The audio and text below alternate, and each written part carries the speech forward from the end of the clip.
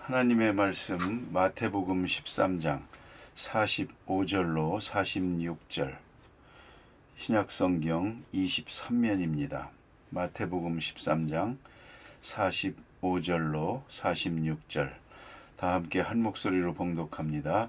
또 천국은 마치 좋은 진주를 구하는 장사와 같으니 극히 값진 진주 하나를 발견하매 가서 자기의 소유를 다 팔아 그 진주를 사느니라. 아멘.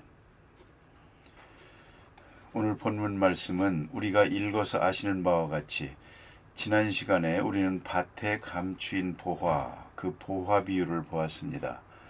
그 밭에 감추인 보화 비유와 오늘 진주 비유는 역시 쌍둥이 비유입니다. 다 같은 보화에 대한 이야기입니다. 진주도 보화이고 또 밭에 감추인 것도 보화입니다. 그런데 역시 주제는 천국입니다. 천국은 지금 우리 가운데 와서 숨겨져 있다. 원래 숨긴 것이 아닌데 오셨다는 그 자체가 이미 클로즈업 된 것이에요. 나타내기 위해 오셨고 만나기 위해 오셨고 구원하기 위하여 이미 왔습니다. 그러나 우리들의 죄악과 모든 어두운 생각 혹은 편견 때문에 천국은 감추어져 있습니다. Hidden word, 이 감추어진 말씀 대단히 중요한 것입니다. 왜 감추어졌느냐? 감추어졌다는 게 뭘 의미하느냐 하는 것입니다. 그러면 이 감추어진 것을 열어야 됩니다. 뚜껑을 열어야 합니다. 그래야 우리가 만날 수 있을 텐데요. 그러면 그것을 오늘 천국은 여기에 와 있습니다. 예수님 말씀이 천국은 여기 있다 저기 있다 못하리니 지금 너희 안에 있느니라 그랬습니다. 우리 안에 among us입니다. among you, 우리 가운데 지금 계십니다. 그런데 와 계시는데 우리가 이것을 발견하지를 못하고 또 영접하지를 못합니다. 이미 밭에 감추인 보화, 오늘 보게 되는 진주 비유는 이미 와서 숨겨진 이 세대에서 내재하시는 하나님의 나라와 우리와의 관계를 설명하고 있습니다. 그래서 밭에 감추인 보화 비유는 우연성을 말합니다. 다시 말해서 남의 밭을 갈다가 우연히 전혀 생각지 않게 밭을 갈다가 발견한 것입니다. 오늘도 보면 복음을 우연히 만나는 사람 많습니다. 이하는 저희 원로 목사님의 할아버지에 대한 기억입니다. 할아버지도 처음 초대교회에 한국에서 예수 믿는 사람 몇 안 될 때 그때 예수를 믿었답니다. 황해도 소래 송천에서요. 거기에는 우리 자생교회, 최초로 생긴 자생교회가 있죠. 소래 송천교회. 그런데 우리 할아버지는 장사를 했답니다. 농사를 하면서도 장사를 했는데 솥장사를 했답니다. 큰 솥을 달구지에 싣고 장날마다 가서 팔고 그랬다는데요. 그래서 소래 송천에 간 것입니다. 안 그러면 갈 필요도 없습니다. 한 50리 되는데요. 일주일에 한 번씩 장날이 되면 갑니다. 거기 가서 생전 처음 선교사라는 사람을 본 것입니다. 참 이상하게 생겼다 그랬답니다.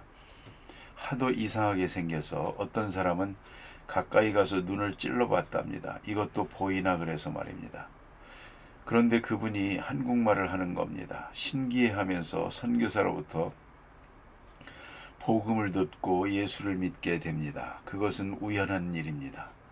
장사할 때 예수 믿게 될 것이라고 전도한 것도 아니고 소래송천에 갈 때 선교사를 만나러 간 게 아닙니다. 우연히 장사하러 갔다가 선교사를 만나서 예수를 믿었습니다. 이와 같이 우연히, 여러분도 의도적이 아니고 우연히 사업상으로 누구를 만나고 혹은 친구를 만나고 혹은 여행 중에 예수를 믿게 되거든요. 복음을 받아들이게 된다는 말입니다. 이렇게 우연한 가운데 복음을 듣는 그런 것이 바로 밭에 감추인 보화 비유의 특색이고요. 오늘 진주 비유는 아주 적극적입니다. 이건 애당초 진주를 찾아 헤매는 것입니다. 이게 아주 중요합니다. 진주를 찾아서 의도적으로 아주 탐험가와 같이 혹은 구도적으로 진리를 찾아 헤매는 것입니다. 책을 보고 연구하고 또 여행도 해보고 어딘가 진리가 있을 것 아닌가. 진리를 찾아 헤매고 헤매다가 만나는 것입니다. 아주 의도적인 것입니다. 그 점이 중요합니다. 그래서 탐구적이고 의도적이었다 하는 것이죠. 그러나 오늘 본문을 자세히 보면 감추어진 것을 볼 수 있습니다. 그게 뭐냐면 진주를 찾아 헤맸습니다. 좋은 진주. 옛날에는 고대에는 지금처럼 진주를 양식하는 것이 아닙니다. 그야말로 자연산뿐입니다. 완전 자연산인데 이런 것들을 주로 지중해나 홍해에서 얻는다고 합니다. 옛날에는 다이아몬드는 그리 중요한 게 아니었답니다. 왜냐하면 다이아몬드를 깎는 기술이 없으니까. 다이아몬드는 그대로 원석을 보면 차돌입니다. 원석은 꼭 차돌 같습니다. 아무것도 아닙니다. 그런데 이걸 잘 깎아서 모를 내야 예뻐지는 것인데 다이아몬드보다 더 강한 것이 있어야 깎지 않습니까? 그러니까 옛날에는 그 깎는 기술이 없었기 때문에 다이아몬드, 소위 금강석이라고 하는 것은 그리 귀한 보석으로 여겨지지 않았습니다. 가장 예쁜 것, 가장 소중하게 여긴 것은 진주였습니다. 그건 자연 그대로가 동그라니까요. 이건 크기가 말하고 색깔이 말하는 것입니다. 옛날도 마찬가지입니다. 그래서 이런 진주를 발견했다는 것이죠. 그런데 발견하고 보니까 기대했던 것보다 더 좋은 겁니다. 이 사람이 지금 다 팔아 샀다 그랬지 않습니까? 그게 뭘 의미합니까? 자기가 원래 돈을 가지고 있었습니다. 이 사람은 진주를 구하기 위해서 지참금을 가지고 다녔는데 생각했던 것보다 월등히 좋은 것입니다. 그러니 이건 자기가 가지고 다니던 돈만 가지고는 살 수가 없습니다. 그래서 돌아가서 자기가 가진 것을 다 팔아가지고 다시 와서 샀다. 그런 얘기입니다.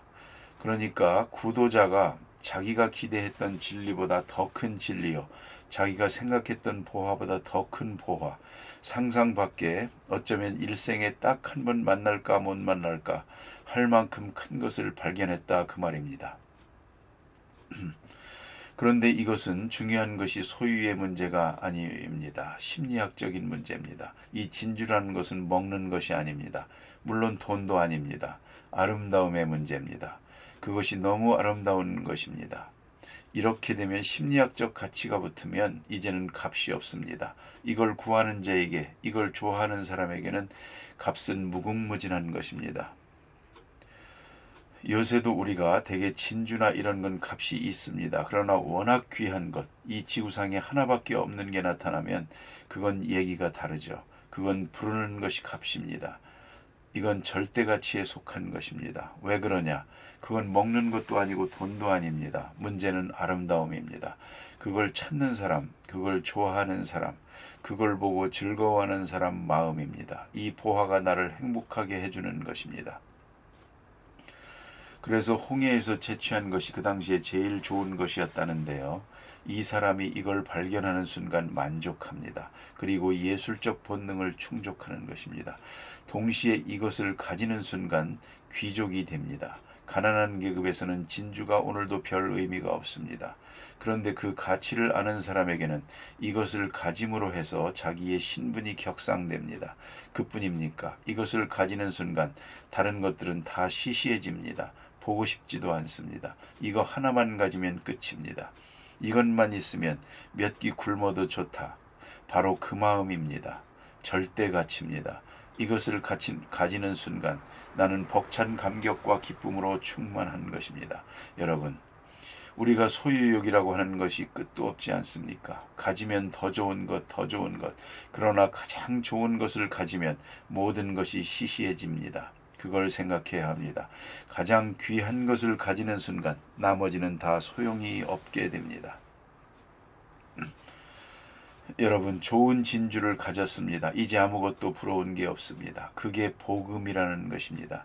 이건 가장 사랑스러운 것이요. 내 모든 욕구, 심리적인 욕구, 정신적인 욕구, 아름다움을 찾는 욕구, 진선미를 추구하는 것이 다 충족됩니다. 이것을 깨닫고 이 가치를 아는 순간 만족하는 것입니다. 더 바랄 것이 없습니다. 그러나 유감스럽게도 가치를 모를 경우가 많습니다. 미국에 가면 프린스턴 대학교가 있죠. 우리나라에서는 이승만 박사가 프린스턴에서 정치학 박사 학위를 받았죠. 그때가 1910년입니다. 그 이후에 목사님 중에서는 한경직 목사님이 프린스턴 신학교에서 공부를 하셨고요. 이 일반 프린스턴 대학교하고 프린스턴 신학교는 별개의 학교랍니다. 그런데 프린스턴 신학교가 프린스턴 대학교 교정 내에 있답니다. 하여튼 그런데요. 그 이승만 대통령은 그 당시에 그 보수주의 기독교 뭡니까 메이첸이라는 그분으로 대표되는 프린스턴 신학교에서 이제 있었던 일이죠. 그 당시에 옆에 그 안에 프린스턴 신학교에 가서도 이제 설교를 많이 들었다 이제 그럽니다. 한경직 목사님이 또 다녔고요. 그 다음에 그 소망교회의 원로 목사님인 그 곽선희 목사님도 60년대 초에 프린스턴에 가서 공부를 했습니다. 그때의 경험이랍니다. 제가 읽어보겠습니다. 그때는 외국 학생이 몇 사람 안 됐습니다. 그러니까 외국 학생들끼리 서로 외로우니까 인사도 하고 가까이 하고 그랬는데 아프리카 학생 하나를 친하게 지냈는데요. 이 사람이 말입니다. 무슨 말하다 보면 양키하고 백인들 욕을 합니다.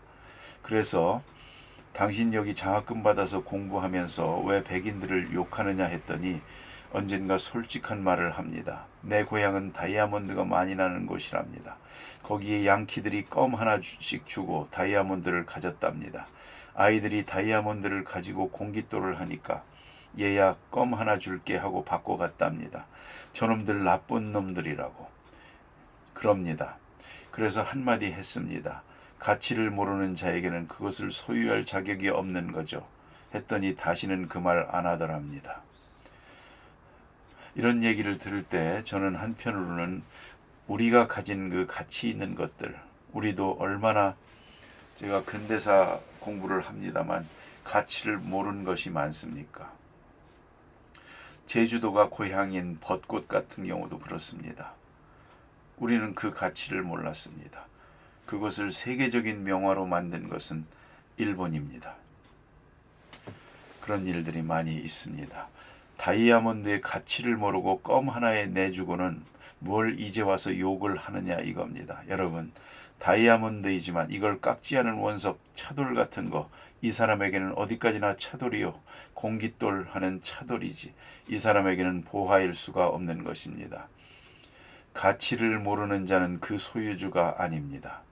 이 천국 복음의 가치를 알고 나면 더 이상 바랄 것이 없습니다. 다른 것과 비교할 것이 없습니다. 그래서 자기가 지참했던 돈 가지고 모자라서 결국은 다 팔아서 그걸 샀다 하는 것입니다. 이 장사꾼 대단한 사람입니다. 이 하나로서 만족하고 다른 걸 구하지 않았습니다. 여러분, 이제 생각해야 합니다. 여기서 발걸음을 멈추어야 합니다. 우리는 교회에서 발걸음을 멈추어야 합니다. 많은 진리를 찾아 헤맸습니다. 이제 성경에서 진리를 발견하고는 끝입니다. 가만히 보면 그런 분들이 있습니다. 나무라진 않지만 예수를 믿으면서도 또 절간에도 기웃거리고 또 어디 이상한 거 한다고 하면 또 가보고 또 어디서 부흥회 한다고 거기 가서 휙 하고 넘어진다고 해서 기웃기웃거리고 그걸 왜 돌아다닙니까? 가장 귀한 것을 가졌으면 이제 더 바랄 것이 없는 것입니다. 다른 게 다 시시해 보이는 것입니다. 이것을 생각해야 하겠습니다. 또 하나 진주하면 생각나는 경험이 있답니다. 미국에 가면 트러스트 컴퍼니라고 하는 은행이 있는데요. 그 은행장 댁에 가서 목사님이 하룻밤을 잔 일이 있었는데 그날 저녁 두 곳에 초대를 받았답니다. 부부가 양쪽으로 가야 되는데 한쪽은 부부 동반입니다.